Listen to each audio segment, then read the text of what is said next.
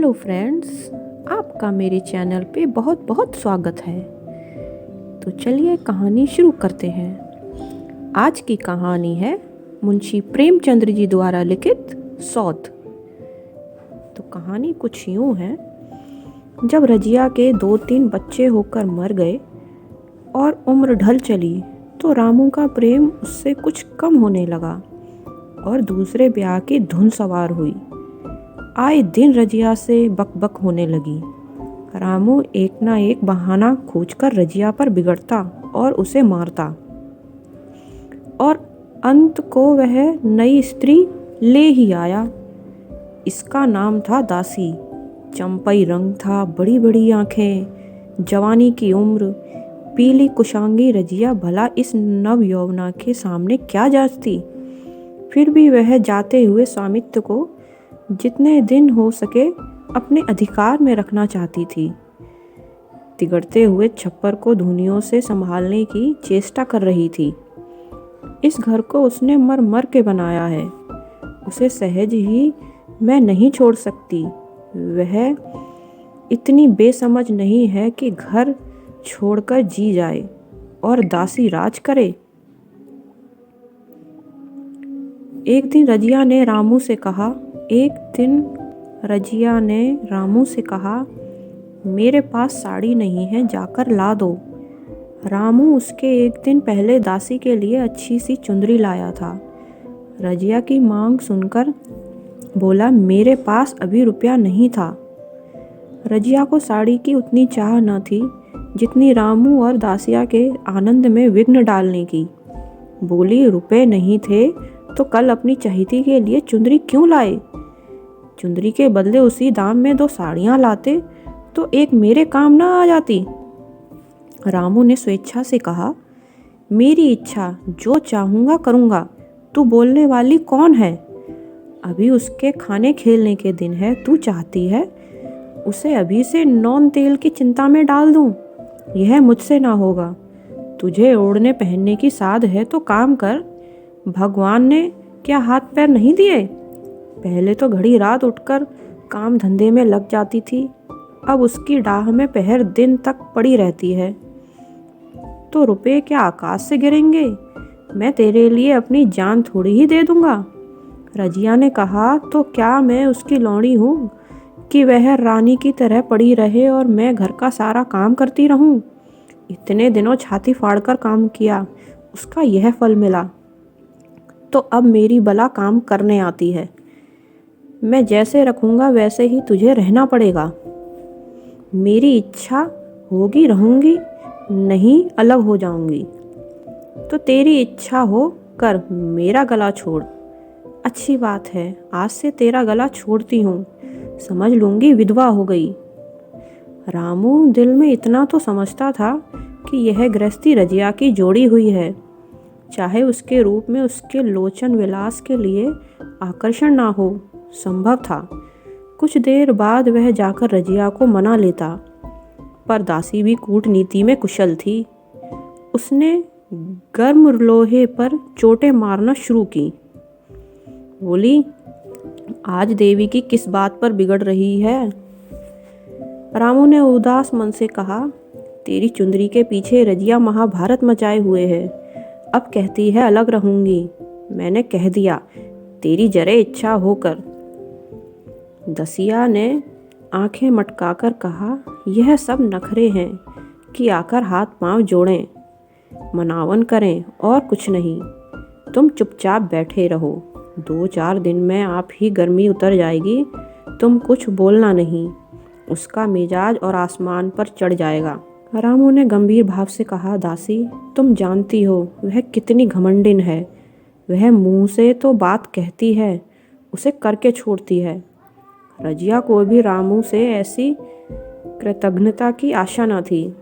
वह जब पहले की सी सुंदर नहीं, इसीलिए रामू को अब उसमें प्रेम नहीं है। पुरुष चरित्र में यह कोई असाधारण बात न थी, लेकिन रामू उससे अलग रहेगा, इसका उसे विश्वास आता था। यह घर उसी ने पैसा जोड़कर बनवाया, गृहस्थी भी उसी की जोड़ी हुई है। अनाज का लेन देन उसी ने शुरू किया। इस घर में आकर उसने कौन कौन से कष्ट नहीं झेले। इसीलिए तो कि पैरूख थक जाने पर एक टुकड़ा चैन से खाएगी और पड़ी रहेगी। और आज वह इतनी निर्दया थे, दूध की मक्खी की तरह निकालकर फेंक दी गई है। रामू ने इतना भी नहीं कहा, तू अलग नहीं रहने पाएगी। मैं या खुद मर जाऊंगा या तुझे मार डालूंगा, पर तुझे अलग ना होने दूंगा। तुझसे मेरा ब्याह हुआ है, हंसी ठट्ठा नहीं है। तो अब रामू को उसकी परवाह नहीं है, तो वह रामू को क्यों परवाह करे। क्या सभी स्त्रियों के पुरुष बैठे होते हैं? सभी के माँ बाप बेटे पोते होते हैं? आज उसके लड़के जीते होते तो मजाल थी कि वह नई स्त्री लाते और मेरी यह दुर्गति करते। इस निर्दयी को मेरे ऊपर इतनी भी दया न आई। नारी हृदय की सारी परवशता इस अत्याचार से विद्रोह करने लगी। वही आग जो मोटी लकड़ी को स्पर्श भी नहीं कर सकती, फूस को जलाकर भस्म कर देती है। दूसरे दिन रजिया एक दूसरे गांव में चली गई। उसने अपने हाथ कुछ न लिया। जो साड़ी उसकी देह पर थी वही उसकी सारी संपत्ति थी। विधाता ने उसके बालकों को पहले ही छीन लिया था, आज घर भी छीन लिया। रामू उस समय दासी के साथ बैठा हुआ आमोद विनोद कर रहा था। रजिया को जाते देखकर शायद वह समझ न सका कि वह चली जा रही है। रजिया ने यही समझा। इस तरह तोरों की भांति वह जाना भी न चाहती थी। वह दासी को, उसके पति को और सारे गांव को दिखा देना चाहती थी कि वह इस घर से ढेले की भी चीज़ नहीं ले जा रही है। गांव वालों की दृष्टि में रामू का अपमान करना ही उसका लक्ष्य था। उसके चुपचाप चले जाने से तो कुछ भी ना होगा। रामू उल्टा सबसे कहेगा, रजिया घर की सारी संपदा उठा ले गई। उसने रामू को पुकार कर कहा, संभालो अपना घर, मैं जाती हूँ। तुम्हारे घर की कोई भी चीज़ अपने साथ नहीं ले जाती। क्या कहे उसकी समझ में नहीं आया। उसे आशा न थी कि वह यूँ जाएगी। उसने सोचा था जब वह घर ढोकर ले जाने लगेगी तब वह गांव वालों को दिखाकर उनकी सहानुभूति प्राप्त करेगा। अब क्या करे। दसिया बोली, जाकर गांव में ढिंडोरा पीट आओ, यहाँ किसी का डर नहीं है। तुमने अपने घर से ले ही क्या आई थी, जो कुछ लेकर जाओगी। रजिया ने उसके मुंह न लगकर रामू ही से कहा, सुनते हो अपनी चहेती की बातें, फिर भी मुंह नहीं खुलता। मैं तो जाती हूँ, लेकिन दस्सो रानी, तुम भी बहुत दिन राज न करोगी। ईश्वर के दरबार में अन्याय नहीं फलता, वह बड़े बड़े घमंडियों को घमंड चूर कर देता है। दसिया ठट्टा मारकर हंसी, पर रामू ने सिर झुका लिया। रजिया चली गई। रजिया जिस नए गांव में आई थी वह रामू के गांव से मिला ही हुआ था। यहाँ के लोग उससे परिचित हैं। वह कैसी कुशल गृहिणी है, कैसी मेहनती, कैसी बात की सच्ची, यह यहाँ किसी से छिपा न था। रजिया को मजूरी मिलने में कोई बाधा न हुई। जो एक लेकर दो का दाम करे उससे काम ही क्या कमी। 3 साल एक रजिया ने कैसे काटे, कैसे एक नई गृहस्थी बनाई, कैसे खेती शुरू की, इसका बयान करने बैठे तो पोथी हो जाए। संचय के जितने मंत्र हैं, जितने साधन हैं, वह रजिया को खूब मालूम थे। फिर अब उसे लाग हो गई थी, और लाग में आदमी की शक्ति का वारा पार नहीं रहता। गांव वाले उसका परिश्रम देखकर दांतों उंगली दबाते थे। वह रामू को दिखा देना चाहती है, मैं तुमसे अलग होकर भी आराम से रह सकती हूँ। वह पराधीन नारी नहीं है, अपनी कमाई खाती है। रजिया के पास बैलों की एक अच्छी जोड़ी है। रजिया उन्हें केवल खली भूसी देकर नहीं रह जाती, रोज 2-2 रोटियां भी खिलाती है। फिर उन्हें घंटों सहलाती। कभी कभी उनके कंधों पर सिर रखकर रोती है और कहती है, अब बेटे हो तो पति हो तो तुम ही हो, मेरी जान अब तुम्हारे ही हाथ है। दोनों बैल शायद रजिया की भाषा और भाव समझते हैं। वह मनुष्य नहीं, बैल है। दोनों सिर नीचा करके रजिया का हाथ चाटकर उसे आश्वासन देते हैं। वह उसे देखते ही कितने प्रेम से उसकी ओर ताकते लगते हैं, कितने हर्ष से कंधा झुलाकर पर जुआ रखवाते हैं और कैसा जी तोड़ काम करते हैं। यह वह लोग समझ सकते हैं जिन्होंने बैलों की सेवा की है और उनके हृदय को अपनाया है। रजिया इस गांव की चौधराइन है। उसकी बुद्धि जो पहले नित्य आधार खोजती रहती थी और स्वच्छंद रूप से अपना विकास ना कर सकती थी, अब छाया से निकलकर प्रौढ़ और उन्नत हो गई है। एक दिन रजिया घर लौटी तो एक आदमी ने कहा, तुमने नहीं सुना चौधराइन, रामू तो बहुत बीमार है, सुना 10 लंघन हो गए हैं। रजिया ने उदासीनता से कहा, जूड़ी है क्या? जूड़ी नहीं, कोई दूसरा रोग है। बाहर खाट पर पड़ा था। मैंने पूछा, कैसा जी है रामू? तो रोने लगा, बुरा हाल है, घर में एक पैसा भी नहीं कि दवा दारू करे।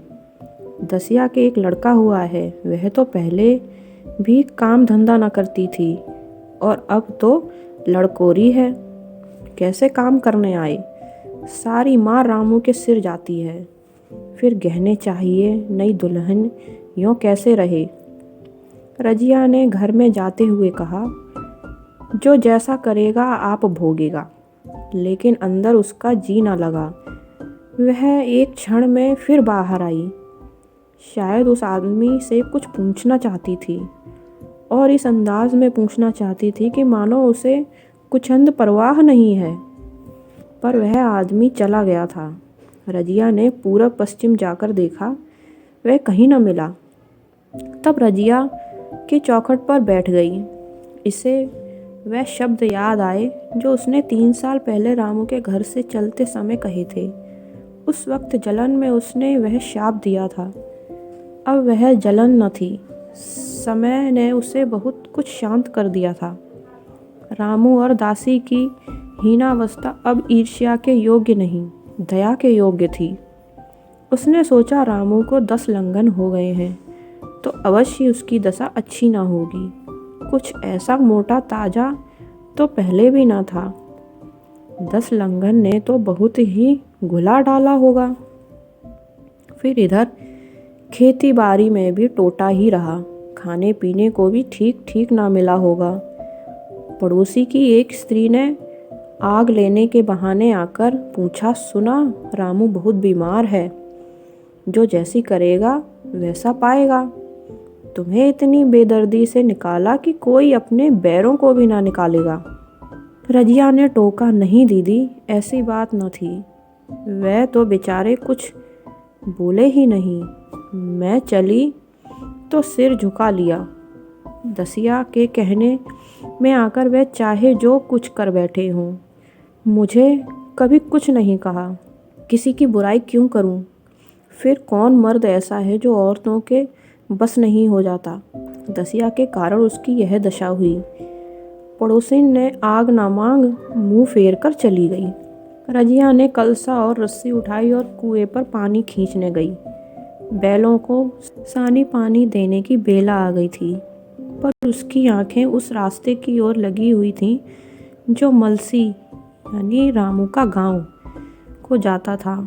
कोई उसे बुलाने अवश्य आ रहा होगा। नहीं, बिना बुलाए वह कैसे जा सकती है? लोग कहेंगे, आखिर दौड़ी आई ना। अगर रामू तो अचेत पड़ा होगा, 10 लंघन थोड़े नहीं होते। उसकी देह में था ही क्या? फिर उसे कौन बुलाएगा? दसिया को क्या गरज पड़ी, कोई दूसरा घर कर लेगी। जवान है, 100 गाहक निकल आवेंगे। अच्छा, वह आ तो रहा है। हाँ, आ रहा है। कुछ घबराया सा जान पड़ता है। कौन आदमी है? इसे तो कभी मलसी में नहीं देखा, मगर उस वक्त से मलसी कभी गई भी तो नहीं। 2-4 नए आदमी आकर बसे ही होंगे। बट वही चुपचाप कुएं के पास से निकला। रजिया ने कलसा जगत पर रख दिया और उसके पास जाकर बोली, रामू, महतो ने भेजा है तुम्हें? अच्छा तो चलो घर, मैं तुम्हारे साथ चलती हूँ। नहीं, अभी मुझे कुछ देर है। बैलों को सानी पानी देना है, दिया बत्ती करनी है। तुम्हें रुपए दे दूँ, जाकर दसिया को दे देना। कह देना कोई काम हो तो बुला भेजे। बटोही रामू को क्या जाने, किसी दूसरे गांव का रहने वाला था।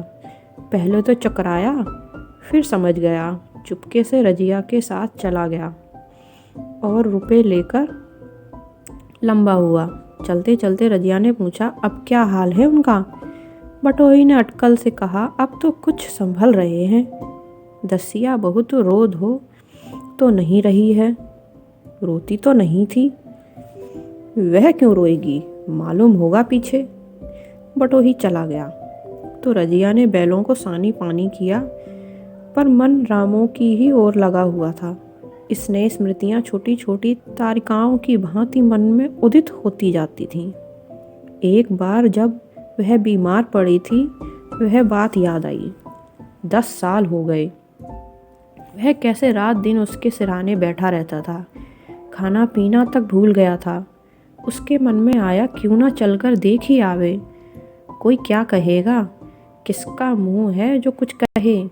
चोरी करने नहीं जा रही हूँ, उस आदमी के पास जा रही हूँ जिसके साथ 15-20 साल ही हूँ। दसिया नाक से कोड़ेगी, मुझे उससे क्या मतलब। रजिया ने किवाड़ बंद किए, घर मजूर को सहेजा और रामू को देखने चली, कांपती झिझकती, क्षमा का दान लिए हुए। रामू को थोड़े ही दिनों में मालूम हो गया था कि उसके घर की आत्मा निकल गई, और वह चाहे जितना जोर करे, कितना ही सिर पखारे, उसमें स्फूर्ति नहीं आती। दासी सुंदरी थी, शौकीन थी और फूहड़ थी। जब पहला नशा उतरा तो ठाएं ठाएं शुरू हुई। खेती की उपज कम होने लगी, और जो होती भी थी वह ऊट पटांग खर्च होती थी। ऋण लेना पड़ता था। इसी चिंता और शौक में उसका स्वास्थ्य बिगड़ने लगा। शुरू में कुछ परवाह ना की, परवाह करके ही क्या करता। घर में पैसे ना थे। अताइयों की चिकित्सा ने बीमार की जड़ और मजबूत कर दी थी, और आज 10-12 दिन से उसका दाना पानी छूट गया था। मौत के इंतजार में खाट पर पड़ा करा रहा था, और अब वह दशा हो गई थी कि जब हम भविष्य से निश्चिंत होकर अतीत में विश्राम करते हैं, जैसे कोई गाड़ी आगे का रास्ता बंद पाकर पीछे लौटे। रजिया को याद करके वह बार बार रोता और दासी को कोसता, तेरे ही कारण मैंने उसे घर से निकाला। वह क्या गई, लक्ष्मी चली गई। मैं जानता हूँ अब भी बुलाऊं तो दौड़ी आएगी, लेकिन बुलाऊं किस मुंह से। एक बार वह आ जाती और उससे अपने अपराध क्षमा करा लेता, फिर मैं खुशी से मरता। और लालसा नहीं है। सहसा रजिया ने आकर उसके माथे पर हाथ रखते हुए पूछा, कैसा जी है तुम्हारा? मुझे तो आज हाल मिला। रामू ने सजल नेत्रों से उसे देखा, पर कुछ कह ना सका। दोनों हाथ जोड़कर उसे प्रणाम किया, पर हाथ जुड़ ही रह गए और आंख उलट गई। लाश घर में पड़ी थी। रजिया रोती थी। दसिया चिंतित थी। घर में रुपए का नाम नहीं। लकड़ी तो चाहिए ही, उठाने वाले भी जलपान करेंगे ही। कफन के बगैर लाश उठेगी कैसे? 10 से कम खर्च न था यहाँ। घर में 10 पैसे भी नहीं। डर रही थी कि आज गहन आफत आई। कैसी कीमती भारी गहने ही कौन थे। किसान की बिसात ही क्या, 2-3 नग बेचने से 10 मिल जाएंगे, अगर और हो ही क्या सकता है। उसने चौधरी के लड़के को बुलाकर कहा, देवर जी, यह बेड़ा कैसे पार लागे? गांव में कोई धेले का भी विश्वास करने वाला नहीं है। मेरे गहने हैं, चौधरी से कहो उन्हें वो रखकर आज का काम चलाए, फिर भगवान मालिक है। रजिया से क्यों नहीं मांग लेती? सहसा रजिया आंखें पोंछती हुई आ निकली, कान में भनक पड़ी। पूछा, क्या है चोखू, क्या सलाह कर रहे हो? अब मिट्टी उठाओगे कि सलाह ही बेला है? हाँ, उस इंतजाम कर रहा हूँ। रुपए पैसे तो यहाँ होंगे नहीं, बीमारी में खर्च हो गए होंगे। इस बेचारी को तो बीच मझधार में लाकर छोड़ दिया। तुम लपक कर उस घर चले जाओ भैया, कौन दूर है, कुंजी लेते जाओ। मंजूर से कहना भंडार से 50 रुपए निकाल दे, कहना ऊपर की पटरी पर रखे हैं। वह तो कुंजी लेकर उधर गया। इधर दसिया राजों के पैर पकड़कर रोने लगी। बहनापे के शब्द उसके हृदय में बैठ गए। उसने देखा रजिया में कितनी दया, कितनी क्षमा है। रजिया ने उसे छाती से लगाकर कहा, रोती क्यों हो? वह चला गया। मैं तो हूँ, किसी बात की चिंता न कर। इसी घर में हम और तुम दोनों उसके नाम पर बैठेंगी। मैं वहाँ भी देखूंगी, यहाँ भी देखूंगी। धाप भर की बात ही क्या। कोई तुमसे गहने पाते मांगे तो मत देना। दसिया का जी होता था कि सिर पटक कर मर जाए। इसे उसने कितना जलाया, कितना रुलाया और घर से निकाल कर छोड़ा। रजिया ने पूछा, जिस जिसके रुपए हो सूरत करके मुझे बता देना। मैं झगड़ा नहीं रखना चाहती। बच्चा दुबला क्यों हो रहा है? दसिया बोली, मेरे दूध होता ही नहीं। गाय जो तुम छोड़ गई थी वह मर गई, दूध नहीं पाता। राम राम, बेचारा मुरझा गया। मैं कल ही गाय लाऊंगी, सभी गृहस्थी उठा लाऊंगी। वहाँ क्या रखा है? लाश से उठी रजिया उसके साथ गई। दाह कर्म किया, भोज हुआ, कोई 200 रुपये खर्च हो गए, किसी से मांगने ना पड़े। दसिया के जौहर भी इस त्याग की आंच में निकल आए। विलासिनी सेवा की मूर्ति बन गई। आज रामू को मरे 7 साल हुए हैं। रजिया घर संभालते हुए है। दसिया को वह सौत नहीं, बेटी समझती है। पहले उसे पहनाकर तब आप पहनती है, उसे खिलाकर आप खाती है। चौखू पढ़ने जाता है।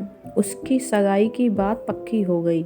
इस जाति में बचपन में ही ब्याह हो जाता है। दसिया ने कहा, बहन गहने बनवाकर क्या करोगी? मेरे गहने तो धरे ही हैं। रजिया ने कहा, नहीं री, उसके लिए नए गहने बनवाऊंगी। अभी तो मेरा हाथ चलता है, अब जब थक जाऊं तो जो चाहे करना। तेरे अभी पहनने उड़ने के दिन है, तू अपने गहने रहने दे। नाइन सौहाती करके बोली, आज चौखू के बाप होते तो कुछ और ही बात होती। रजिया ने कहा, वह नहीं है तो मैं तो हूँ। वह जितना करते मैं उसका दूना करूँगी। जब मैं मर जाऊँ तब कहना चौखू का बाप नहीं है। ब्याह के दिन दसिया को रोते देखकर रजिया ने कहा, बहू तुम क्यों रोती हो? अभी तो मैं जीती हूँ। घर तुम्हारा है, जैसे चाहो रहो। मुझे एक रोटी दे दो बस। और मुझे क्या करना है? मेरा आदमी मर गया, तुम्हारा तो अभी जीता है। दसिया ने उसकी गोद में सिर रख दिया और खूब रोई। जीजी तुम मेरी माता हो, तुम ना होती तो मैं किसके द्वार पर खड़ी रहती? घर में तो चूल्हे लौटते थे, उसके राज में मुझे दुख ही दुख उठाने पड़े। सुहाग का सुख तो मुझे तुम्हारे राज में मिला। मैं दुख से नहीं रोती, रोती हूँ भगवान की दया पर। कहाँ मैं और कहाँ यह खुशहाली। रजिया मुस्कुराकर रो पड़ी। तो ये थी कहानी सौत। अगर आपको कहानी अच्छी लगे तो प्लीज आप अपने सजेशन हमें कमेंट करें। Thank you.